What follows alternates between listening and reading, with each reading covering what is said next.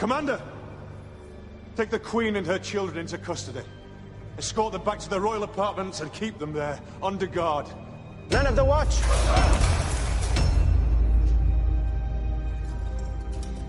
I want no bloodshed. Tell your men to lay down their swords. No one needs to die.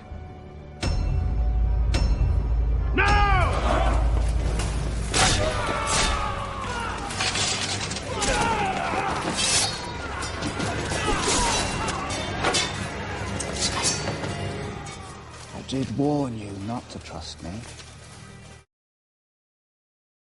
I took a lot of crap for sending these opening credits for being too long the first time we did Thrones. And sure, the beautiful ever-changing scenery over the glorious theme is a thing of wonder, but it's also almost 2 minutes long. Jeremy hates opening credits cliche.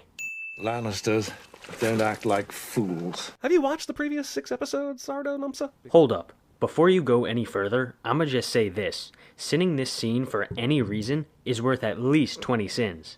Between Tywin gutting this poor animal, Limehouse poetically carving up meat on Justified, and Hannibal Lecter so eloquently preparing his man-meat on Hannibal, all while delivering prose, this decade created its own form of villainous culinary exposition. And you're completely skipping over the fact that this conversation is not only very well written, but is also symbolic. Oh, and how could I forget? Jeremy makes multiple pop culture references cliche. We could establish a dynasty that will last 1,000 years. Dynasty. Actually, I'm having a premonition that with the way you meet your end, maybe you should have just pronounced it dynasty. Okay, that was a decent attempt at a joke, but this is actually how British people pronounce it. In British English, it is pronounced as dynasty.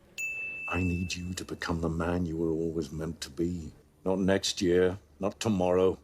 Seriously, the way this show builds characters, relationships, motives, and dynamics is otherworldly. In just 4 minutes, we completely understand this father-son dynamic in both the words and the grotesque yet symbolic skinning of the animal as it's said. Would you look at that? Jeremy actually acknowledged the symbolism of the skinning. However, he failed to mention that earlier when he was talking about villains doing shit with meat, so my hands are tied. When the king returns from his hunt, I'll tell him the truth. You must be gone by then. You and your children. I will not have their blood on my hands. Finally, a show that understands that real integrity and heroism can be stronger than an anti-hero. Jeremy sins something he likes cliche. I've made many mistakes in my life. National treasure? Ronan? Don't say a word? Jeremy makes a bunch of pop culture references that aren't sins of the episode cliche.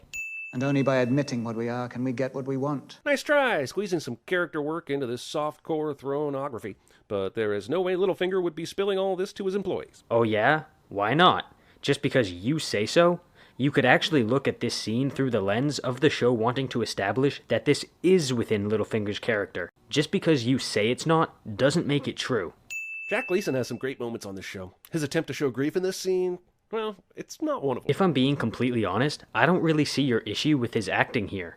He's showing a mix of shock, confusion, and grief, and I actually think it kinda works. You don't want to see this. I like this Joffrey kid. Can't wait to see him mature under Ned's guidance and bring honor and redemption to his family. Alright, I let it slide the first time, but this is the second time in this video where you've made a joke about how a character is gonna do something because you know that it's not gonna happen.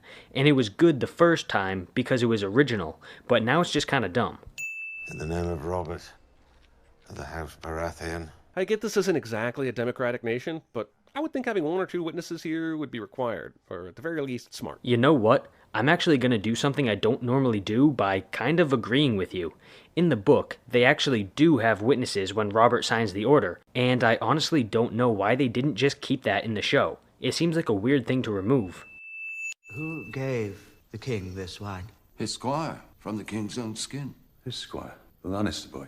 Dun dun dun! Ned already knows what the Lannisters are up to. Not sure why this plot development needs to be treated as such a surprise. Oh, stop fucking lying. Ned was able to find out about Robert's bastards and that Cersei's children are incest babies, but he had no idea that she was actually planning to kill the king. Royal pardon. You can go home now. Good for Jorah, but seriously, there has to be a better way of communication in these f***ing lands. What if Jorah had decided not to come to the market today, or fallen ill? Was this kid just pulling a Counting Crows and hanging around until Jorah showed up? Yes. I mean, this series basically takes place in the Westerosi version of the Dark Ages, so why is this shit a sin? My lady, You are from Westeros. And isn't it good that she was, and also happens to be, walking past and is also interested in your wine, considering your whole poisoning plan depends on all of this conveniencing so conveniently. Actually, no, it's not convenient. Robert offered rewards to anyone who could kill Daenerys. Keyword, anyone. Which means that this guy was just one of many people who would have wanted to kill her. Basically what I'm saying is that she would have run into someone who knew about the rewards sooner or later. Do any of you still keep the old gods?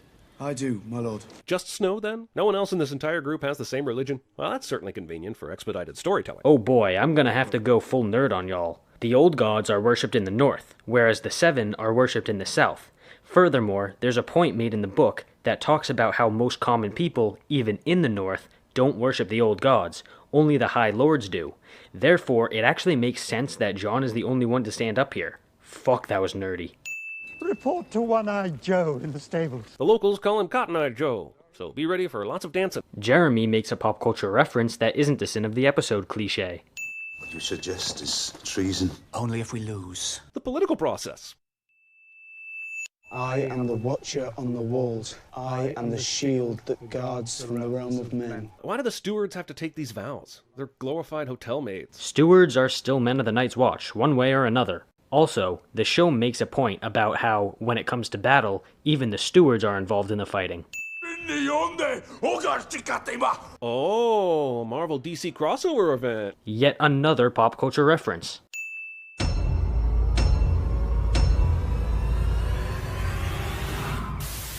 A lion doesn't concern himself with the opinions of the sheep.